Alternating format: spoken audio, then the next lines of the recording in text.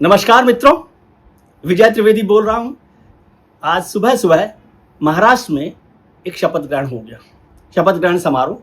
और छगन भुजबल साहब जो महाराष्ट्र के पुराने दिग्गज नेता है, ओबीसी समुदाय से आते हैं और ओबीसी के दिग्गज नेता माने जाते हैं। सभी पार्टियों में रह लिए, एनसीपी में भी रह लिए, शिवसेना में भी रह लिए, बड़े नेता माने जाते हैं। उनको फाइनली मंत्री पद की शपथ दिला दी गई है।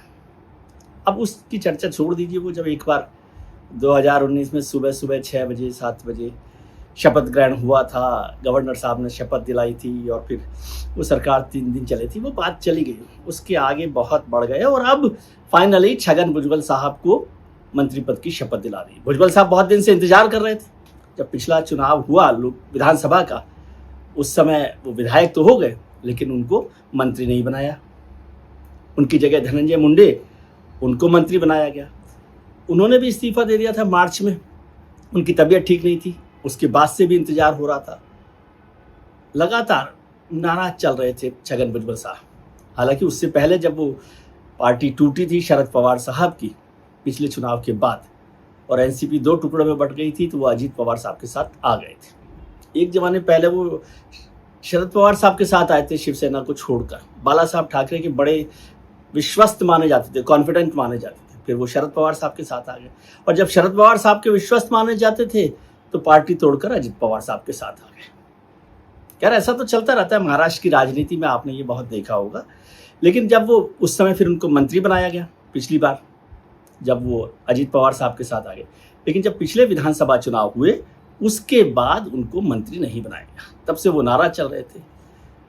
एक 17 दिसंबर को करीब शायद महाराष्ट्र में एक प्रेस कॉन्फ्रेंस हुई, उसमें छगन भुजबल साहब ने अपनी नाराजगी जाहिर कर दी। दैनिक भास्कर ने लिखा कि भुजबल साहब ने कहा कि ये समझते क्या है, पहले मैं लोकसभा चुनाव लड़ना चाहता था तो इन्होंने लड़ने नहीं दिया, फिर राज्यसभा जाना चाहता था तो जाने नहीं दिया, फिर विधानसभा चुनाव लड़ा, जीत गया, तो अब राज्यसभा भेजना चाहते हैं, मंत्री नहीं बनाना चाहते।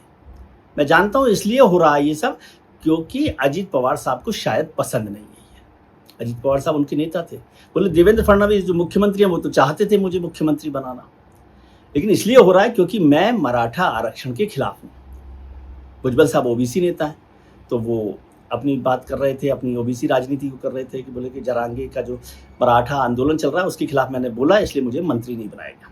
और ये क्या समझते हैं, कोई मैं खिलौना हूं, जब आप कहेंगे तो मैं खड़ा हो जाऊंगा, जब आप कहेंगे तो बैठ जाऊंगा। ये नाराजगी लगातार चल रही थी और अब फाइनली उनको मंत्री बना दिया गया है। शपथ ले ली है उन्होंने। 78 साल के हो गए छगन भुजबल साहब। 86 में पहली बार विधानसभा में आए थे, फिर विधायक रहे, फिर विधान परिषद में गए, फिर मंत्री रहे, 5वें उप मुख्यमंत्री थे वो महाराष्ट्र सरकार के। उसके बाद लगातार मंत्री रहे, नहीं रहे, इधर रहे, उधर रहे, बहुत सारी बातें चलती रही। लेकिन एक बहुत इंटरेस्टिंग किस्सा छगन भुजबल साहब का जिक्र करने की मुझको मन हो रहा है कि उस पर चर्चा की जाए। राजदीप सरदेसाई ने एक किताब लिखी 2024 के चुनावों के बाद। वो किताब है ये, the election that surprised India 2024। इस किताब में एक चैप्टर है ईडी को लेकर। इसका हिंदी ट्रांसलेशन भी आया जो मैंने किया था, लोकतंत्र की जीत, डेमोक्रेसी की जीत 2024। इसका चैप्टर एक हमारे साथ ईडी है, वॉशिंग मशीन की राजनीति, जिसकी चर्चा बहुत हुई है। भारतीय जनता पार्टी के पास जो भी आ जाए उस वॉशिंग मशीन से धुल जाता है। अब इसमें राजदीप ने क्या लिखा है उसको मैं थोड़ा सा चर्चा करना चाहता हूं छगन भुजबल साहब के रेफरेंस में। छगन भुजबल साहब से जो उनकी 1-on-1 मुलाकात है, उसके 2 किस्से आपको मैं जिक्र कर दूंगा, तो आपको समझ में आएगा कि कैसी राजनीति हुई। इस चैप्टर में लिखा कि मई 2023 की गर्मियों की शाम थी। नासिक में होटल में अच्छे ठंडे एयर कंडीशन कमरे के बावजूद एनसीपी नेता छगन भुजबल पसीने से तरबतर थे। भुजबल ने गिलास से अपनी पसंदीदा विस्की का एक घूंट गले से उतारा, लेकिन वो परेशान और चिंतित दिख रहे थे। सफेद दाढ़ी, थकी हुई आंखें, चेहरे पर कमजोरी झलक रही थी। हमेशा रहने वाली मुस्कुराहट और उत्साह गायब था, जो उनके जीवन की पहचान थी। कुछ दिन पहले मनी लॉन्ड्रिंग मामले में उन्हें ईडी से एक नोटिस मिला था, प्रवर्तन निदेशालय से। 2016 में दर्ज मामला अभी चल रहा था।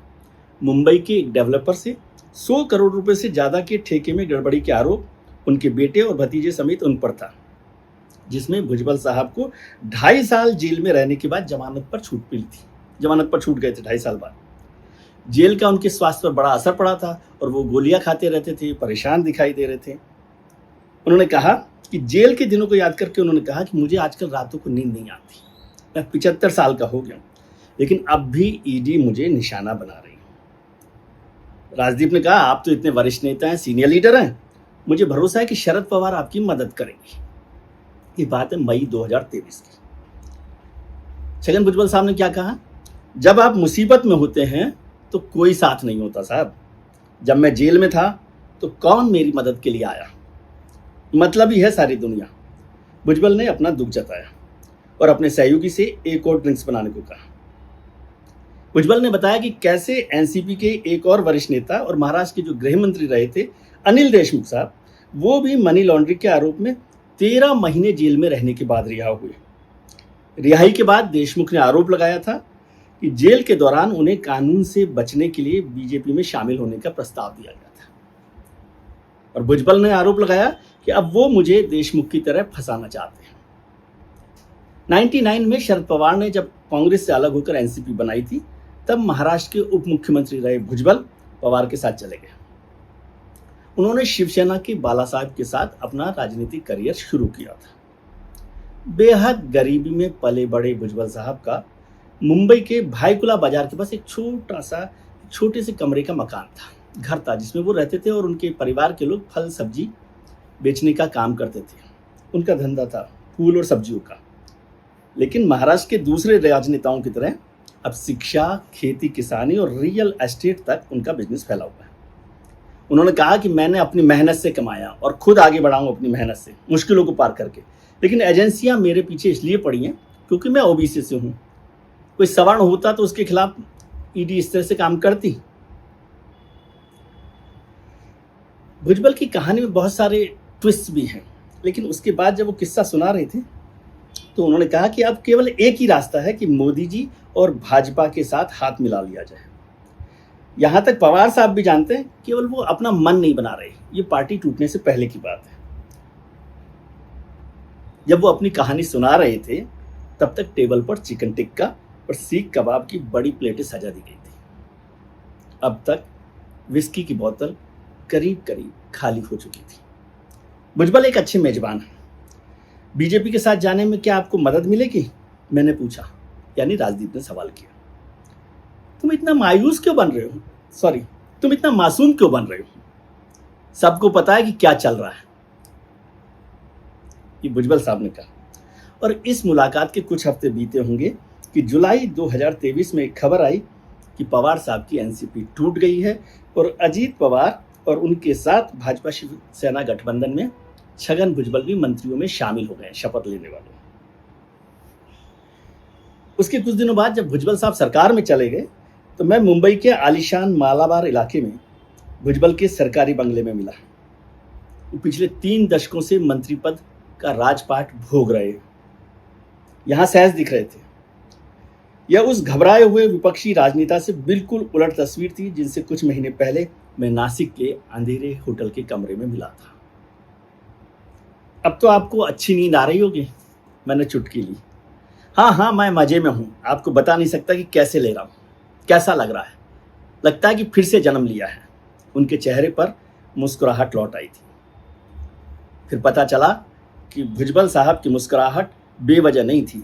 दिसंबर 2023 में प्रवर्तन निदेशालय ने यानी ईडी ने बॉम्बे हाई कोर्ट से अपनी वो याचिका वापस ले ली जिसमें भुजबल और उनके भतीजे को समीर को जमानत देने और पासपोर्ट को रिन्यू करने और विदेश यात्रा की इजाजत परमिशन नहीं देने वाले 2018 के आदेश को रद्द करने की मांग की गई थी।